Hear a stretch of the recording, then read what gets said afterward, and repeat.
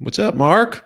Hey Brian, how are you, man? We're live, man. We just roll right into it now. We Oh just wow. roll right into it. I used to do this big intro, this big wind up, very late show esque, but now we just kick it right off. Well, there's no time like the present. Exactly. Well, I should at least explain who you are to people watching. Well, You are I the great Marc Free. I guess you stop right there. yeah, I feel like Hold the present. they're Yeah. not the amazing Kreskin here. Marc Free, founder, yes, Yeah. of PosiTone Records, man. A great, absolutely swinging label out on the West Coast. People listening, if you are into just absolutely swinging jazz, that sounds like it was made in the 21st century. That sounds like it was part of 2020. Then, if you don't already know PosiTone Records, you should definitely check them out. But anyway, Marc Free himself is Mr. PosiTone. I was going to say California based, but I don't know where you are now, man. No, we're definitely. I'm definitely from California. I mean, the whole thing started out here. It's still here. I mean, we're kind of scrambling around in the midst of the new abnormal here, but whatever. Yeah. And then my business partner Nick did relocate to the sunny climes of Oregon a couple of years back. So we do some remote stuff, but no, it's definitely still California, and definitely the thing. And it's strange talking about the label. I get asked these kind of questions about the sound of things, and it is a thing, to do these things for so long, and that things do evolve, and to try to create a brand that someone can rely upon and trust and say, well, I never heard of these emerging artists that are on this label, but I tend to like it because this producer produced the record. It's on this label, and that's how I felt about a lot of labels in the past, and that was the type of thing that I tried to do, and it kind of seems very absent from the world we're in now. It feels like now like everything is very artist driven, kind of DIY sort of situation. Right. Yeah, and there's a place for that, so much great music has come out of that. But you're right, something where there's an imprimatur on this, there's a cosign on this. This sound, this brand has been curated, and a style you can rely on. Whereas you pick up a PosiTone CD and you say, you know what, I know I'm going to dig this. Thank you. So yeah, we appreciate you doing that, man. To go two steps further with that, I would say, first of all, in honor of the DIY thing, it was the DIY revolution that gave me the ability to start this label. The access to be able to make CDs and not be, some major imprimatur who was a part of a major label who got a boutique or an imprint or whatever. Right. So the same DIY thing that allowed me to make a CD for my band was the same thing that allowed me to decide, as a result of another whole nother story of things, to start a label, and the label was a very underground notion for a lot of years while I was a working musician. And after I kind of stopped playing as much and started focusing energy, it became more of a thing where, oh, well, what do we need to do? And I think you hit the nail on the head as far as a certain part. One thing my business partner, Nick O'Toole, and I have in common is that we have a strong affection for business. And in that way, I mean that in the sense of that these things about business, people want to act like it's a brand new day or all different, but it's not. These principles are still the same principles. So to create a brand that a listener, consumer, whatever term we're using, can trust or rely upon is a thing that we experience throughout the marketplace with all kinds of products, whether it's shoes or food or whatever. And we all have preferences and things that we insist upon. And you try to get to that point where you've created some of that. Now, that doesn't mean that you don't throw a little to the left or a little to the right once in a while and try to stretch things. I like to do that. I like to try to expand people's tastes a bit. But I do feel that, well, there's this term that's always used, straight ahead jazz. I'm sure out there have heard this dreaded straight ahead jazz phrase. which is a fine phrase in principle, but it's one of these things where it gets used 17 different ways and never really defined. Right. Like swing. Right. And then it is. So we kind of years ago we changed it to straightforward, and Okay. so that's really what we're kind of about, is about this kind of straightforward thing. So for me, I was talking with somebody who's like, well, I think about you guys this kind of post-bop label with all this, and so it starts talking about something, and I'm like, why do we use this term post-bop? Is this a helpful term? I mean, hard bop meant something to me. Cool meant something to me. Bebop. Right. But post bop is like this, like kind of a catch-all. It's a funnel that, like, yeah. everything else just kind of goes in there. Like, okay, it happened afterwards. So after, yeah, it just means after the circa 1940 something. And I said this to this person, and they're like, well, what would you call it? And I'm like, I can't say what it all is, because some of it's world influenced and some of it's electronic, and so. But for us, we do melodic, non-diatonic music. That's what we're focused on: melodic, non-diatonic music. It's like the music that you hear, that it kind of grew through all those other phases and arrived at something that has a very present melody, a strong melodic sense that you might even be able to hum or whistle. Who knows? Right. But over some extremely sophisticated or complex non-diatonic changes. And this is music that I hear, like the music of Wayne Shorter from the 60s, or Herbie Hancock, or even John Coltrane on like Crescent. It's kind of the thing that came after modal jazz, and it's kind of where it was going, but it's a very difficult kind of music. You have to be really, very talented and have a strong sense of melody. So it's just not like, oh, I got a million chops, or, oh, I have a strong sense of harmony. You have to take that, plus it's this kind of singing aspect, and you have to put them, and that's really important. Secondly, I think there is a strong stress on ensemble playing at the label.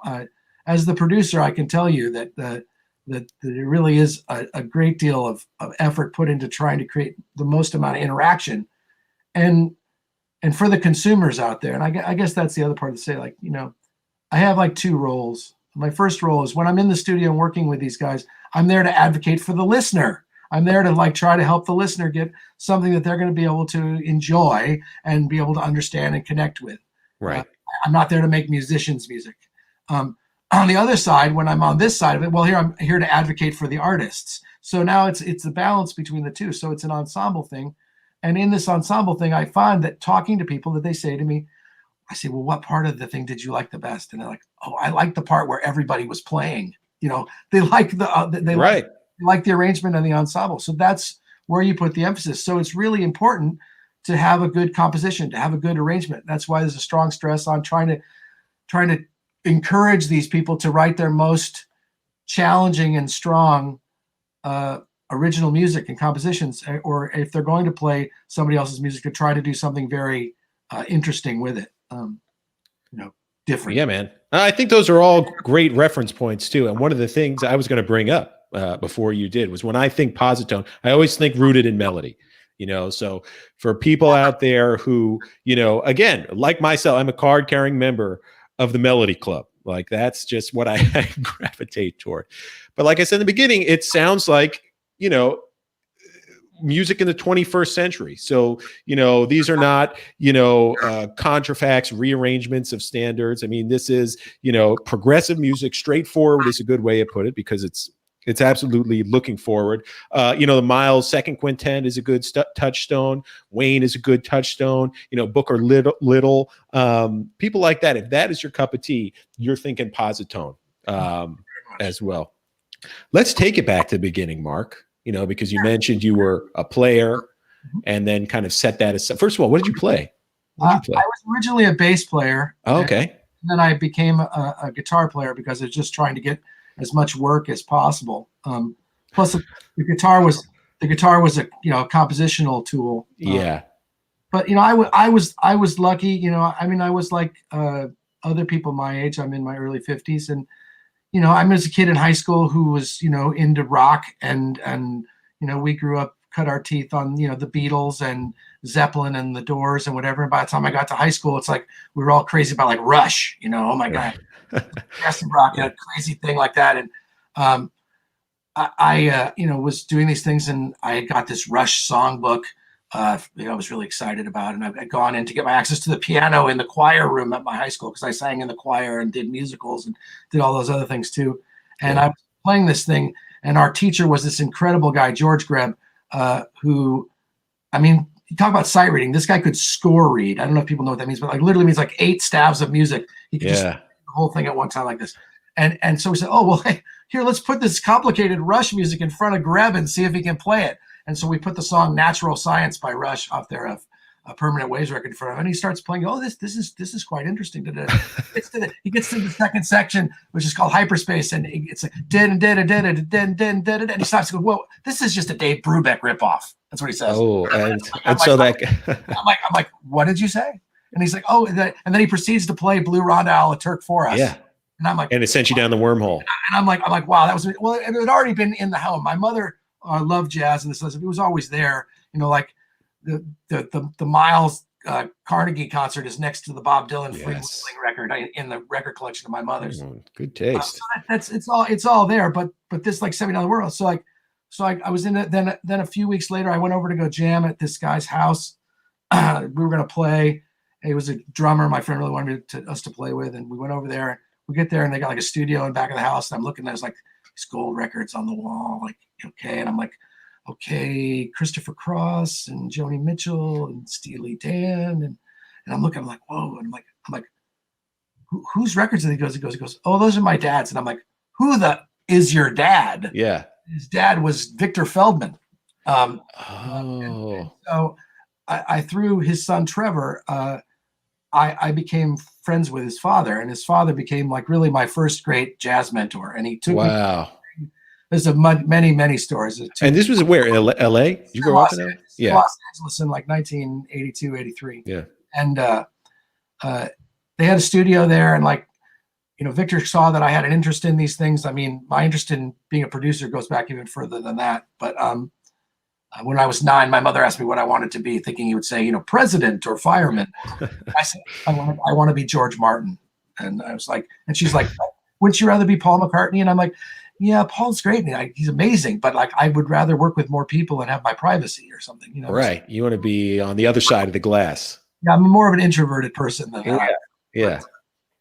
So anyways, if I had known who Alfred Lyon was, maybe I had said that instead. But the point is that I already had an affinity for this process of that. And Victor took me under his wing, and they had sessions at the house, and I got to see, like, he showed me like how he got the charts together, how he rehearsed the group, how they mic'd the piano that he had learned from Van Gelder. And then he took me along with him because his sons had all done it. He took me with him on some of these like scoring dates because he worked as a studio musician. So I got to see that. Then the biggest thing was that in the 1984, we had the Olympics here in Los Angeles, and he was charged with music directing part of the opening ceremonies, which involved, for those of you old enough to have seen it, was 84 grand pianos playing Rhapsody in Blue in the turnstile of the And so, of course, they had to pre-record the thing, but he was the person in charge of getting that together, and it was a really amazing thing to go to A&M in Hollywood and see, like, it was about 25 of these pianos and all these heavy guys all in there all playing this thing together. It was really incredible. And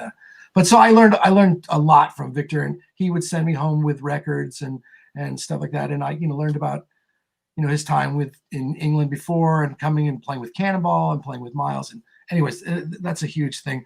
And I was lucky enough then to go to college at Berkeley, where Susan Muscarella was, who now started the jazz school. She was totally instrumental in helping me. And, you know, so I've just been really lucky that these mentors have been there. I came back to LA and I became friends.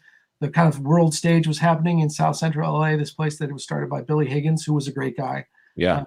I did spend time with Billy, but not as much as I spent with his friend, Horace Tapscott, the piano player, who was an incredible influence on me, where each of these people like showed me a different aspect of the thing, you know, and it really, you know, set me up in a way that like I understood things from a firsthand way, that it was really, you know, the beginning of things. So at that time, so when I had come back to LA after college and I was playing and stuff like that, my mother had this house in Venice, and there was a deserted building in back that was basically like the landlord had given up on. Okay. Great. So we tore down the stuff that was the boards on the backside, and we went in there and we gutted the place and we built a studio. And so I had this studio and we're studying all this stuff, and I was started making recordings for people. Most of them were like rock demos or other stuff like that, and doing various stuff. And through a weird happenstance of stuff, and I had loved jazz, and I was playing all kinds of gigs, jazz, rock, whatever, just trying to work, singer-songwriter gigs and stuff. And I had this idea, well, it would be great to make a thing about Rudy Van Gelder, because I admired how he worked, and it was different when he worked with Prestige and when he worked with Riverside. So anyways, the point is I tried to get Rudy to do a documentary, and I talked to him on the phone for like 3 hours a couple times, which it was a really strange thing, because he would tell you, I won't talk about this, I won't talk, and then he would of course talk about it himself. Yeah. But so in the end, like after we talked about these things and these very technical discussions of like why Prestige, like I said, is different than Blue Note. And he was really amazed that like I had, spent this time in preparation. He's like, and he says, like, well, I'm still working. I don't think it's time. That's for people who are retired, and I'm working. I might write a book. He goes, but you should be running a jazz label. You know more about this stuff than these people who to work with. So it's kind of a command performance. And I was like, well, that'd be great, but I'm working all the time. But I did start. So, well, I guess I could start recording jazz records. So I started recording jazz records. I started with like my guy who had been my guitar teacher. I recorded a record for him, Ed Wing, and then just in your abandoned building, or in this building that we converted. Yeah. I mean, when I say we got it. We built a studio room and a control room, and we wired the whole place up. Yeah. I mean, it was a decent studio. Yeah. But so I started doing these records, and so like for the first 10 years, like we're putting out like an album or two or three, kind of underground, until like I said 2003 or so. And in 2004, we had made a couple like remote things before, that I had done one thing at UCLA, another thing at the World Stage, where I did record one. So then we decided, well, we'll go to the Jazz Bakery, which was a big venue in LA at the time. And my friend, who I got to know through other people, was Sam Rivers. And so we recorded a Sam Rivers live album at the bakery on Sam's 80th birthday. It's called Celebration. And that was kind of really the beginning of this next phase of the label, where it's kind of slowed down on playing, and I was doing some stuff. Now, funnily enough, like I said, because it's Sam Rivers, this was a group where he and Anthony Cole and Doug Matthews played drums, bass, and that there was, really a very small group, but they would all trade instruments. Like Sam would play piano, and Anthony would play sax, and Doug would switch to bass clarinet, or they'd play three horns. It was a crazy group. Yeah, because they could all do everything. Yeah. So I laugh when people are like, oh, we're some very conservative, straight ahead, whatever. I'm like, you should really go back and listen to that. There's a Sam Rivers record in there, and there's John Escreet's first record is in there, and I say, and they're like, and they look at me like, and I'm like, yeah, because if it's good, it's good. That's the deal. Yeah. That's really the test. But so through the thing getting started, like, with a couple of people that I kind of worked with, my one friend was an engineer, was the drummer in my band. He was the original engineer. He still helps me out and does packaging and some stuff for me now. Jamie Brunson, he's a great guy. And we had another guy's helping me. But so then I met Nick O'Toole in 2001 and through a mutual friend, when I was producing jazz concerts in Santa Monica, some live shows, which we did a recording from one of those that's out. But he and I said, well, we should give a run at this, but I kind of given up on the LA jazz scene, in the sense of there were great players. Right. But these guys were making a killing playing other people's music. They were not going to make the sacrifice of being a career jazz musician. So Nick and I talked, and I had been spending a lot of time in New York because I had been dating this woman. I was going back and forth in a bi-coastal relationship, and I'd spent a lot of time up there, and I'd become very acquainted with a lot of people. I was like, well, we could go to New York and record the records and then finish them back in LA and do whatever. And so that became the plan. And Mr. O'Toole and I went out there in the fall of 2005, and we've been doing it ever since. And, I think we've done almost 200 records now in 25. This is your 25th anniversary, 2020, because you started in 95. Put out a great album, the PosiTone Swing Tet, kind of in celebration, featuring some of the major. And that's the thing, you see artists again and again on the PosiTone label, which is cool. It's like you have this bullpen of great players who contribute to this style and who continue to evolve this style. Who is, I guess, the longest tenured musician on PosiTone? You know, off the top of your head, who's been with you the longest? Well, well, yes, the longest is a guy named David Ake, a piano player named David Ake. Yeah, David's great. I've known him since '96. He first appeared on a Phil Ferris record, and then he had his own record, and he went off to work at University of Nevada, Reno. So we didn't do anything for a while. Then he came back, and he's put out 3 records, I think, since Bridges and Lake Effect, and then Humanities. So we're still working together. We're very good friends. He probably do a record here, another one soon. We're talking about doing one, but we were going to do one in June, but we got dashed by the COVID situation. Right. We may yet find a way. But let's go back to what you're saying about the bullpen, as you call it. So Billy, World Series just wrapped. I'm in a baseball mood. No, I'm there. I'm right there. There's a big blue day. There you go. But Billy Higgins, who I had the privilege of spending time with, he really used to stress these things about melody. Like he was like, a drummer, you should hear the melody of the song in the drum solo, or they're not really playing. He's like, I don't want to be the guy who ends the solo and goes da da da. Okay, now it's time to come back in. He's like, I want you to hear the melody and know like where the end of the chart is, and now we're at the top. Right. But Bill, I like to talk to Billy, and Billy talked to me a lot about what it was like to work with Alfred Lyon. That's a lot of the stuff that I learned about Alfred was firsthand from cats who were there, who were still in LA, who came through, whether it was Jackie McLean or Billy, the guys who I met through these people. And Billy, stressed to me this idea of like that, Alfred would get him and give him like a deal and say, you're going to do, 10 records or whatever. And it would be him and Butch Warren and Herbie Hancock. They're the house rhythm section. I always thought this is a great idea of way to do things, because people are not always the greatest at making these decisions about that. But what it really kind of morphed into is kind of more of an Orson Welles concept. To me, it's more of repertory theater to me at this point.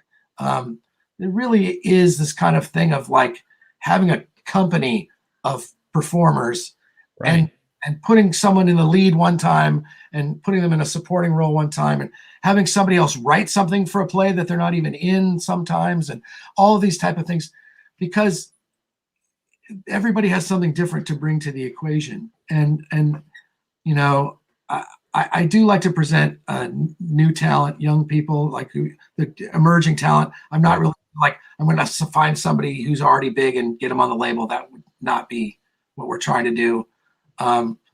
It would not be the extension of the Alfred Lyon, Frank Wolf playbook either, because all these great names that are on Blue Note that we know and love that are household, like Herbie and Wayne and Lee and Grant Green, they were all emerging talent when they made those records. Freddie Hubbard, when they made those records on Blue Note. And like I said, learning from those guys, having spoken with these cats, really let that there was a certain attitude of, Alfred would put Bobby on this record, or he would say, no, Grant Green is going to be on this record, or you're going to use this rhythm section on the record. Like that was really part of, so I noted that. But like this, with the repertory theater of cats, the other thing that it does that is really missing, and I can't stress it, because for the musicians out there, when I was growing up, all I wanted to do was hang out with the old guys, clearly, and have them say, you're cool. Hey, let's play you some music that you should hear. Like, Horace Tapscott playing me, Sonny Rollins +4, and we're listening to, Valse Hot. And I'm like, oh, this is so good. Introducing me to things like Gigi Grice Social Call or whatever that they're super into. And then you're at the house and like, hey, well, why don't you, let's play something. You're like, oh, cool, I'm playing with them. But you're just, all you want to do is be around these guys and get this kind of oral tradition, instruction, direct, absorbing the wisdom and experience, learning that way. We didn't go to jazz schools. We didn't have 4-year educations in these things. And now a lot of these people who do have these 4-year educations that they spent a lot of money on have had a lot of validation about how great they are and how much they know. Right. Teachers who are paid to tell them that and instruct them. They tend to only want to play with their peers. Yeah. Right. And I see some of these guys who like they've done 3 or 4 DIY records with this one band, and I suggest to them, well, that's great. Let's use these other guys. And they're like, oh no, that's my band. That's where. And I want to say to them, like, Einstein said, if you keep doing the same thing and expect different results, that's the definition of insanity. Right. But what they really need is cross-pollination. And Right. that's the thing. And so what the repertory company of people, it kind of allows us for this cross-pollination of ideas and styles and all these other things. Yeah, and I brought some cats up here because you're so right. I mean, it just brings in that many more colors to your palette, you know.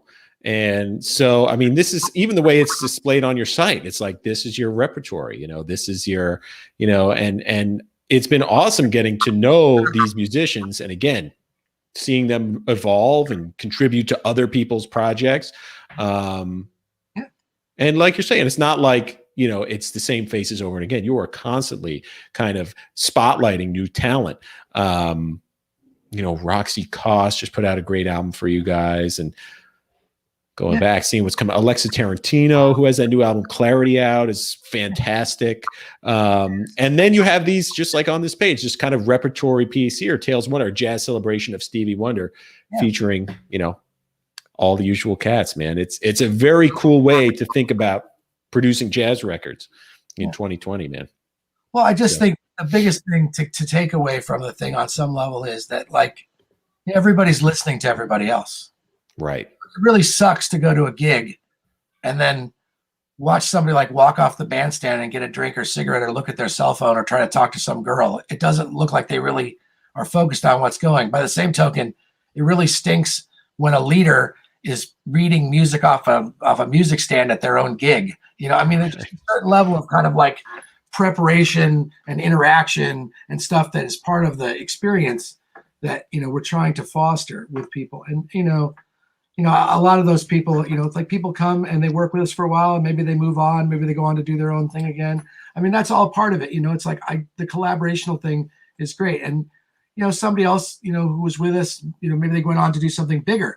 And I've seen these people later and they say, oh, you know, that record we did, I really love that record. And I'm like, yeah, I really love that record too. And that's the big part of it, is that, like, the working together in this way, a more hands-on way that there doesn't seem to be a lot of producers doing, and having this kind of series of relationships. Because for me personally, not just talking about music, but like everything we want in life involves relationships. If there's something we want, we either have to start a relationship, change a relationship, or end a relationship. Yeah. You know, it always involves that. So like this way of like dealing with things now, the relationship is like everything. Like, you know, it's like you're trying to do this journey, and sometimes the journey goes on for a long time, and sometimes you take a couple of trips together and that's it. But, you know, some of these people, like on the site you had up there, the people like that, you know, like Steve Davis or Orrin Evans or Jim, like these are guys who were making records for somebody else, and I thought, well, we could be making better records. So we worked together, we learned from each other, and then, you know, people go on and do other things. You know, they go to smoke sessions, and I'm happy for them. And like, people are like, right. Oh, I'm like, no, I made these great records. They're making great records. It's fantastic. But that's the thing, is like, there is no competition.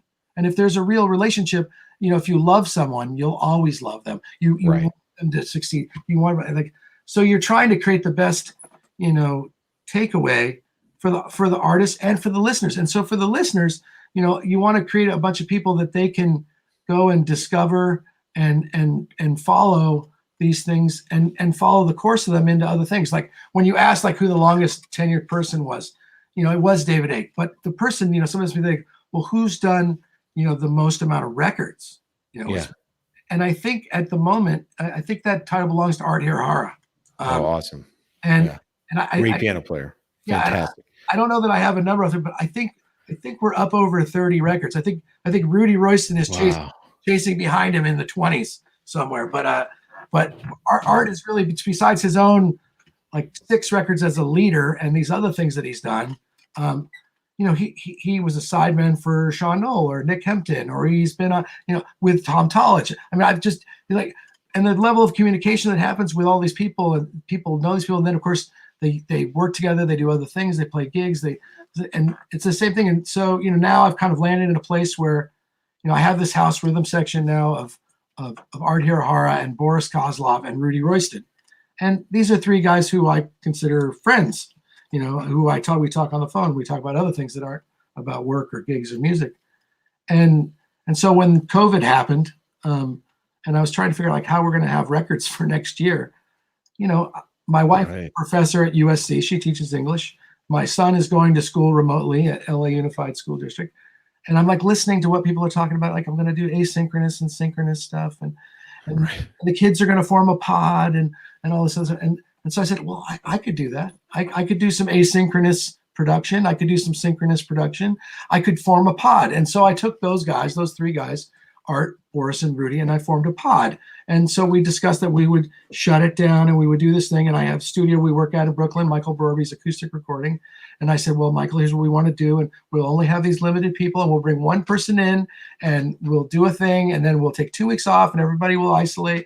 And so that's how we've been working. And like I can say that like this thing about the repertory thing really contained a power that I didn't realize until working under these situations, because the level at which professional musicians will show up and do their job, which is to play a chart correctly or what, is different than people who come in who are emotionally invested in playing together. And so, Boris described them as an instrument now. The three of them have become an instrument. And so now you take a person to put them in front of this instrument, like we just did a record with Alex Sipiagin, the trumpet player, and a mid-career guy who's come to the label. And it's just an amazing process to see this because the listener really wins. Because that stuff's great, but the listener really wins because, nobody actually does anything because it's a smart thing to do. They do it because it's emotionally fulfilling. Like you may think you bought that car because it was Car and Driver's, whatever. Right. Top rated, whatever. Yeah. You bought it because the emotional reason is you wanted a new car. You liked the lines, you liked those comfort, or you liked the speed, or some feeling thing that you really like that you want. It's always like that. It's always an emotional thing that the reason that we prefer things. And so the more emotionality and the more intimacy that there is in a thing, you can sense it. What I think it's I think I'm paraphrasing, but I think it's Emerson who said, what you are speaks so loud I can't hear a word you're saying.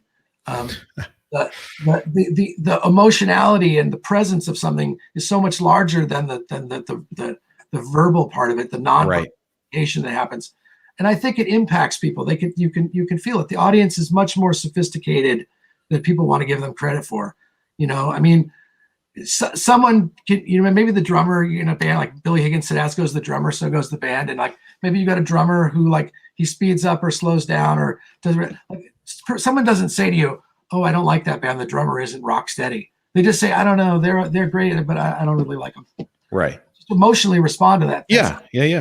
Like I once challenged somebody, like, tell me a super successful rock band that doesn't have a great drummer. And they're like, and I'm like, done. Sorry.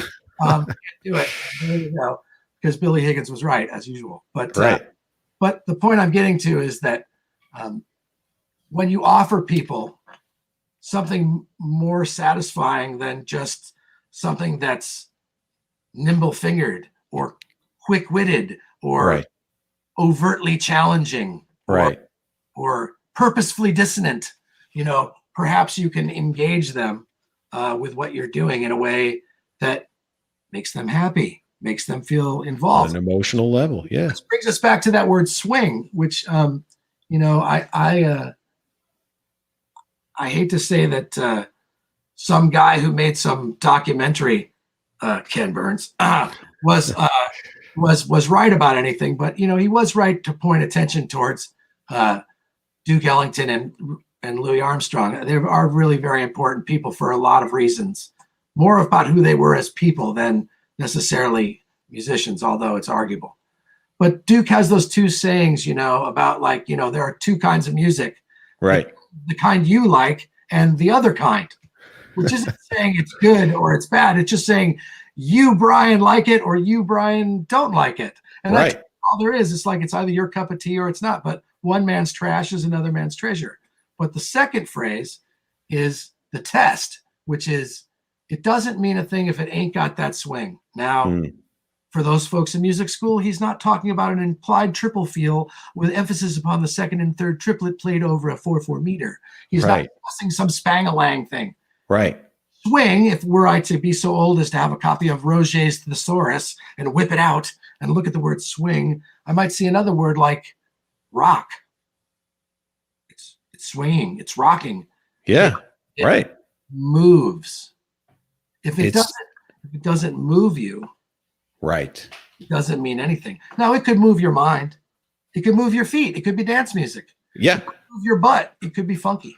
It could move your heart. It could move your soul, your spirit, but it's got to move something. Yes. If it doesn't touch to some emotional, corporeal, set something vibrating, resonating. Yeah. then it's useless. Right. I've always said that the most out there stuff can absolutely swing as much as the most in the pocket, boom bap spang-a-lang stuff. Yeah, yeah. And I mean, that's the thing. And you just touched on, like, that's like the thing with the out thing. It's like, I say to people, who can't like latch onto it. Like, the first time I heard Charlie Parker, it was like going so fast. I was like, right. Like, oh, this is crazy, but I couldn't follow it. The first time I heard Eric Dolphy's Out to Lunch record, I was like, whoa, I don't know about this. It's really overwhelming. I mean, I was a kid, but, right. but the point is that, like, when you see these people live, you sense the interaction. You sense when they're in. Right. If you saw Art Ensemble of Chicago, like, these guys are deeply, Roscoe Mitchell and James Parker, they're in each other's heads, Did we freeze? I don't know. I think we did. But anyways, they're in each other's heads in a way that you wouldn't believe unless you saw it. There we go. I'm back. I froze, but I'm agreeing with you wholeheartedly. Right, but that's the thing. Like, so, like the Sam Rivers record, like, I was totally captivated. Like, if you had seen that band, you'd like, oh, it's perfect. I totally get what's going on. Somebody like, it's too crazy. The instrumentation's changing all the time. Right. But it's still really swinging. It's still really, gets up and goes. And there's a melody. And you can. The truest sense of the term. Yeah. Exactly. Yeah. And so, I mean, that's really like the most important, thing. So to me, like, trying to provide people with something quality that they can turn to, because, I mean, maybe I'm saying too much here for people who are of a certain age, but I know people are really excited about getting young people into jazz, and I think it's important too. And I got it, not like I didn't have it in the home or was exposed, but look, you're always going to love that music that you love, that you're from when you're like 11 to 26 or 7, 8. You're going to love that. I'm going to put that music on and always feel good about it, whatever. But there's a point where you kind of outgrow it, and the new music that's happening isn't speaking to you in the same way. And that's when I see people, they go to classical music, or they go to bluegrass, or they go to jazz. Right. I'd like to be that when we bring them here to jazz, that we've built a nice bridge for them to bring them over and say, here's something that will appeal to your sensibilities that you already have. Right. That will be engaging for you emotionally, just like this music that you already like. Right. Just trying to bring those, for lack of a better word, pop. Oh my God, pop aesthetics to jazz in a way, and do that. And that's a different approach. And that's how things are different, because someone was asking me, like, well, what makes the records different? I said, well, first of all, they're produced. That's a big difference, because a lot of guys are just going in the studio and they have letting it all hang out. Yeah. They're making musicians music, or it's patronage or whatever it is. So, like, so I get some grief from some guys because, they grew up listening to this music from the 50s and 60s, and like, how come the tracks are so short? And I'm like, you think 6 minutes is short? I'm like, it's not 2.5 minutes. I mean, let me put on this Bird Dial track for you. Right. Listen to Coco now. That's short. Okay. 90 seconds of lightning. 2 minutes and 25 seconds. Of right. Yeah. Anyhow, but the thing is that, people don't have the attention spans. They don't have the listening endurance that they once had. And so you have to get things like, I can't make a record like Dark Side of the Moon. I can't have a 45-second fade in. This big ethereal wind chimes thing that then, like, suddenly we finally kick in. Like, they're just gonna hit skip. Right.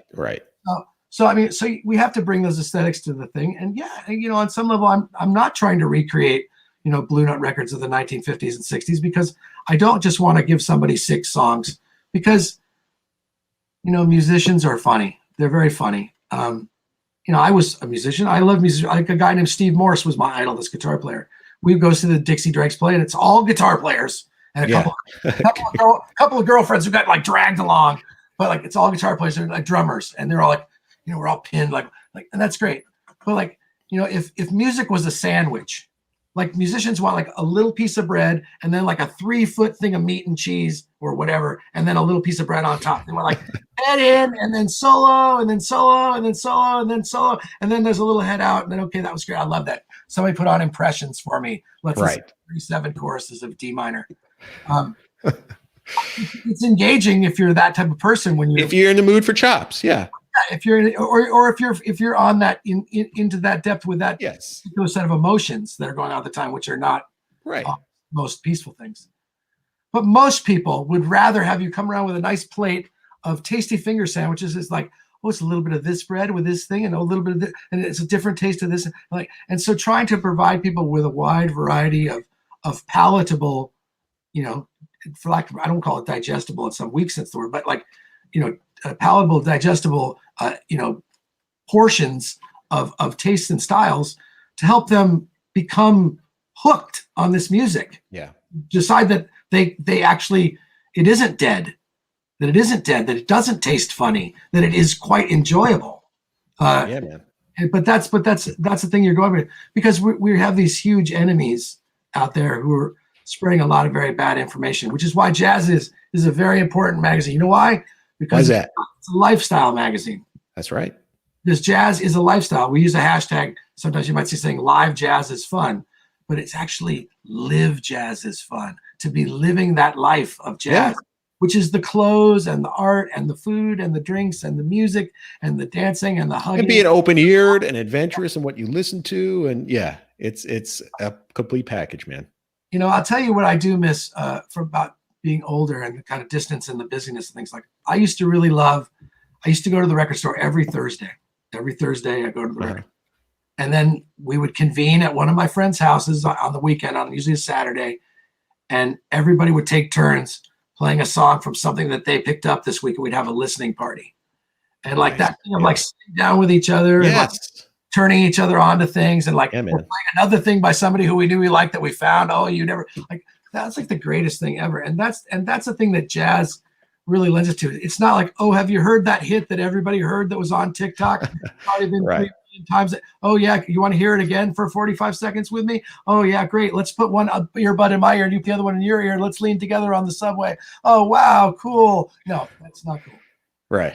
Human to human, baby. Marc, we will end as we always do with some questions. And we have one from our friend Marc Sutton, who says, I have Freedom by Oren on CD. Are you going to bring it out on vinyl? Oh, the vinyl question. The vinyl game. Oh, it's a tough question. Freedom is a great record. I love making that record. Yeah, and thanks for the question, Marc. Appreciate it. It's all about